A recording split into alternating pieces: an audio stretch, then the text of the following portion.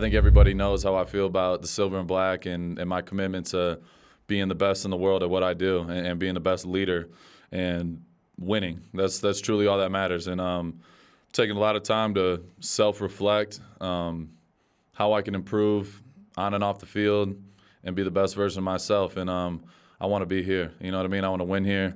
I look at guys like Kobe Bryant, Michael Jordan, some of the greatest ever do it in one place, and Tom Brady's another one that did it at the same place for most of their career. You know what I mean? So those guys, seeing what they did with their career was a big inspiration for me. And for, there's always going to be tough times. And there's been a lot of adversity since I've been here. But I feel like God put me in this position to help be a big part of that change. And Pete Carroll, John Spytek, new ownership, Mark Davis, obviously. The conversations I've had have been incredible. And I'm comfortable. I'm happy.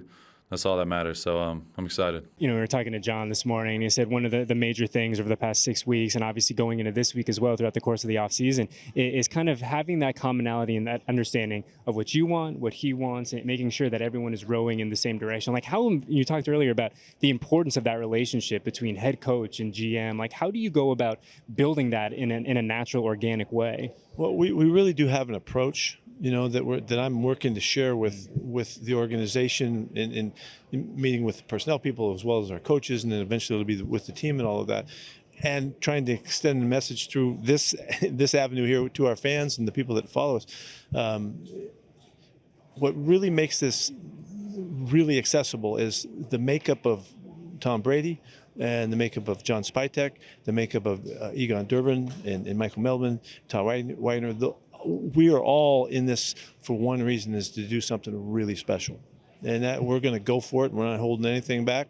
And to be in that environment and that mentality, representing Mark Davis, it's just a great thrill. So it's not going to be hard for us to go for it. And it's not going to be hard for us to be charged and working off of one another and continuing to feed off of each other's energy, And so I feel kind of in the middle. I got to be responsible for tapping on all that, and I look forward to that challenge. Big picture. Yeah. What about this situation here in Vegas made sense for you at this point in your career? Yeah. Obviously, opportunity is always good, right? And you got to go where the opportunity is calling. So for me, just being in this realm, being back in the West Coast, being a Raider now, I think that's the most important thing. This shield, that you're wearing, the shield that's on the hat, these logos and everything that a Raider stands for is something special.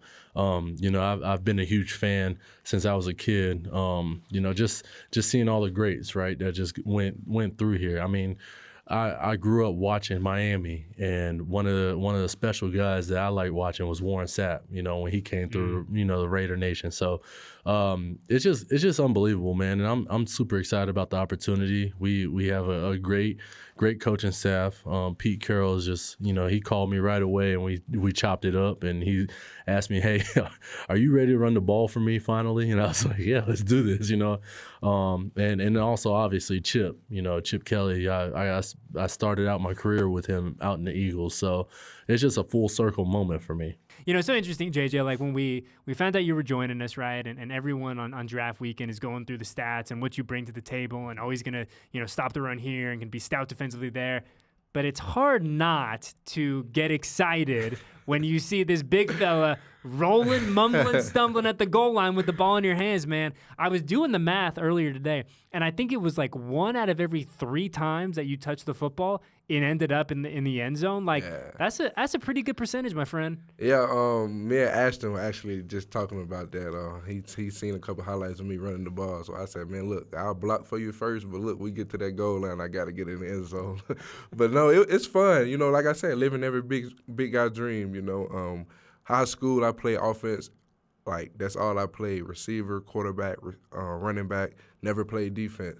Came to Auburn, played tight end my freshman year, and then my sophomore year, we got a new coach, and I went to defense. And from then, I've been playing offense and defense. I have in the nicest way. Like, how are you, sir, playing high school quarterback? Like, what does that look and feel like when you're out there under center? You got an arm on you? Oh yeah. It's plenty film out there. Just go check it out. But no, I don't know. It was just like normal for me. Like like I know people was like tell me, "Oh, you gonna play defense? You gonna play defense in college? This and that." And in my head, I'm like, I'm an athlete. Like I know I'm just big, but like that's their fault they can't tackle me. So it's just small stuff like that. But I wasn't blind to the fact that I knew one point I was gonna make the transition. It was just when did I want to make it? And at that point, Auburn didn't have enough D linemen on roster, so it was me just being selfish and just going to do something that our team needed at the time, and that's when Kiffin came calling and was like, "Hey man, you want to do both sides?" And I was like, "Let's do it." Is it exciting for you, before I let you go? We talk about Las Vegas. We talk about playing at Allegiant Stadium, that beautiful palace down there off the Strip. Like, it's got to be exciting for you, the family, this new chapter with one of the most storied organizations in North American sports, and this brand new stadium, right? Like, are you excited to kind of experience all of Vegas and what it has to offer for you guys? Man, so I did last year when I played Carolina. That's right. So we came here to play. And the first thing I said, I was like, man, this stadium is beautiful. Like, everything they got going on. Growing up, you hear so much about the Raider fans. You want to be a Raider. For some reason, it's in you. Everybody got that, I want to be a Raider at some point, going down in their career. And I got that chance for me now.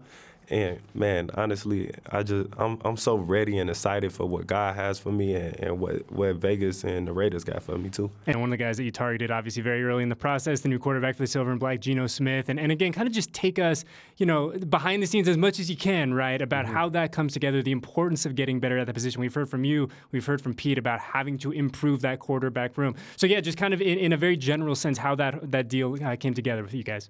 Well, really, at the opening press conference, I feel like Coach and I kind of hammered home we were going to leave no stone, no rock unturned at really any position, but critically the quarterback position. And so, we were trying to be involved in any possible player movement that there was out there at the quarterback position. And, obviously there's a familiarity with Coach and with Geno from Seattle, and really Geno played his best football for Coach there. And, when you've watched Geno through the years, he can throw the football with the best of any of them, honestly. I mean, you watch some of the throws he makes over and over again, downfield, short, intermediate. The touch is there, the arm strength is there.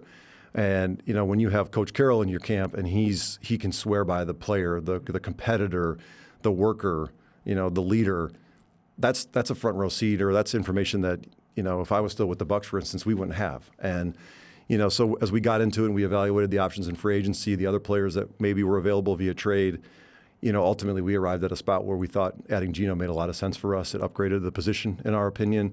The compensation from a draft capital standpoint wasn't so costly. I mean, I love my picks more than anybody, and I got to remind Coach Carroll how much I love picks. But listen, we used the late third round pick to hopefully have our starting quarterback here for years to come, and it was just too good of an opportunity to pass up. So super excited that Geno's here, and can't wait to see what he can give to our offense. We've heard so much over the past couple weeks, Geno, about your accuracy, the understanding of the game between the years. But, what's the portion of your game that we haven't talked enough about? What's one of the things that you're really proud of? Hey, man, I can do this, that, and the other, but don't sleep on this portion of my game. Yeah, I think the one thing that I don't like is that people try to use my age as a negative thing, but I've gained a lot of wisdom, but I'm also still very strong and fast. And if you want to get these young 24-year-olds, 23-year-olds out there on the field and work with me, we'll see who's faster and who's stronger. But I'm still athletic. I can still move. I'm still mobile. I believe that I've continued to get faster and stronger throughout my career, and I'm in a really good spot here at 34, be 35 this year, but I still feel like I'm 21, and people will see that when they get to see me on the field. They'll see I'm quick twitch, I can move, I can play all the positions, but I'm just a quarterback. Pete talked about he's talked about it a lot, but he brought it up again today. Just the experience that you gained from sitting in that number 2 chair, and you talked about being that second coach for Russ or whoever it was when you were waiting for your turn. Yeah. When you zoom out now and you kind of look at that experience of having to wait, of having to be ready to go at a moment's notice, what do you take away from those times? Yeah, I gained patience, something that I really never really had in my life. I gained perspective. You go from I had never been a second string quarterback, or I'd never not played. My entire life, from the time I was 11 years old, I was a 4-year starter in high school, 4-year starter in college, started out the gate in the NFL, and then you take a seat back, and it was all new to me. And at first, I resented it. I hated it. I still hate those times, but I had to go through it in order to get to this point. And I thank God he makes no mistakes, and so I'm happy with it.